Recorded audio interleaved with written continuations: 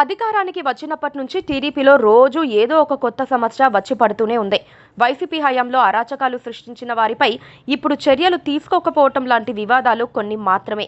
Party కోసం పనిచేసిన కార్యకర్తలకు కాకుండా సానా సతీష్కు రాజ్యసభ టికెట్ ఇవ్వటం వివాదాస్పదమైంది. తాజాగా ఏలూరు జిల్లా నూజివీడులో దివంగత నేత గౌతు లచ్చన్న విగ్రహావిష్కరణ కార్యక్రమం పాలక టీడీపీలో అంతర్గతంగా కలకలం సృష్టించింది. ఈ కార్యక్రమంలో టీడీపీ కీలక నేతల మధ్య వైసీపీకి చెందిన మాజీ మంత్రి, అప్పటి ప్రతిపక్ష నేత చంద్రబాబు ఇంటిపై దాడికి వెళ్లిన జోగి రమేష్ ప్రత్యక్షమై వారితో రాసుకొని పూసుకొని తిరగటం పార్టీ శ్రేణులను విస్మయపరిచింది. టీడీపీ కార్యకర్తలు, మద్దతుదారులు సామాజిక మాధ్యమాల్లో తీవ్ర విమర్శలు గుప్పించడంతో ఈ పరిణామాన్ని టీడీపీ అధిష్టానం తీవ్రంగా పరిగణించింది.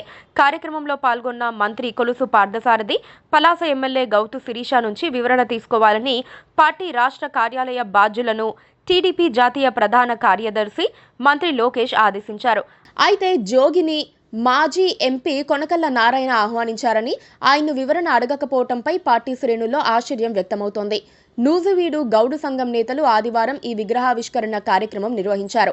లచ్చన్న మనుమరాలు గౌతు శిరీషతో పాటు నూజివీడుకు ప్రాతినిధ్యం వహిస్తోన్న గృహ నిర్మాణ మంత్రి కొలుసు పార్థసారథి, ఏపీఎస్ఆర్టీసీ చైర్మన్ కొనకళ్ళ నారాయణ తదితరులతో పాటు జోగి రమేష్, గన్నవరం ఎంపీపీ, వైసీపీ నేత అనగాని రవి కూడా వచ్చారు.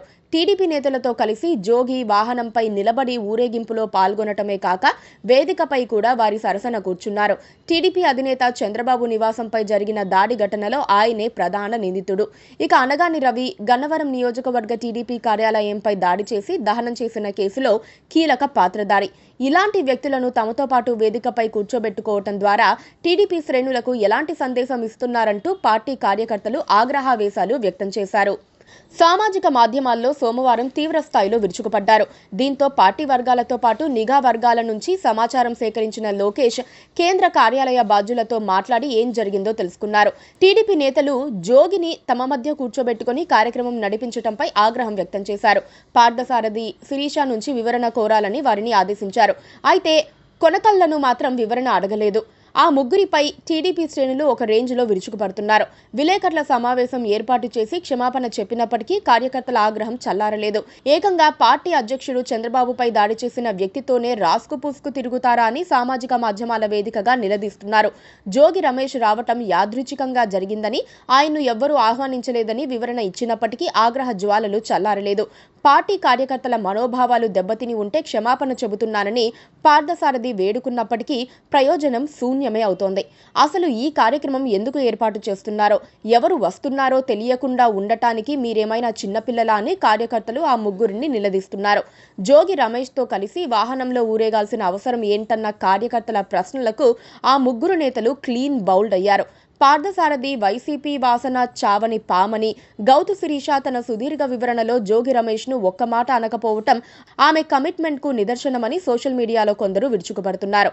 కొడాలి నాని, సైకో వంశీని కూడా వాహనంలో ఎక్కించుకొని ఉంటే దరిద్రం పోతుందని మరికొందరు సెటైర్లు వేశారు. ఇద్దరు నేతలు టీడీపీ అధిష్టానానికి వివరణ ఇచ్చిన మాట వాస్తవం. గౌతు శిరీష అయితే ఏకంగా చంద్రబాబుకు క్షమాపణ చెబుతూ లేఖ రాశారు. ఇప్పుడు బంతి హైకమాండ్ కోర్టులో ఉంది. ఇంతకాలం అనేక అంశాల్లో మౌనం వహిస్తూ వచ్చిన టీడీపీ శ్రేణులు ఈసారి మాత్రం ఊరుకునేందుకు సిద్ధంగా లేరనే అనిపిస్తోంది. ఈ క్రమంలో గీత దాటిన వారిపై పార్టీ ఎలాంటి చర్యలు తీసుకుంటుందో అన్నది పెద్ద ప్రశ్నే అవుతోంది. వైసీపీ కోసం టీడీపీని నడిపిస్తున్నారా అని కార్యకర్తలు నిలదీస్తున్నందుకైనా ఏదో ఒక చర్య తీసుకోవాలి. మరి త్వరలో ఏం జరుగుతుందో చూడాలి. Please subscribe to KTV Telugu. KTV Telugu. KTV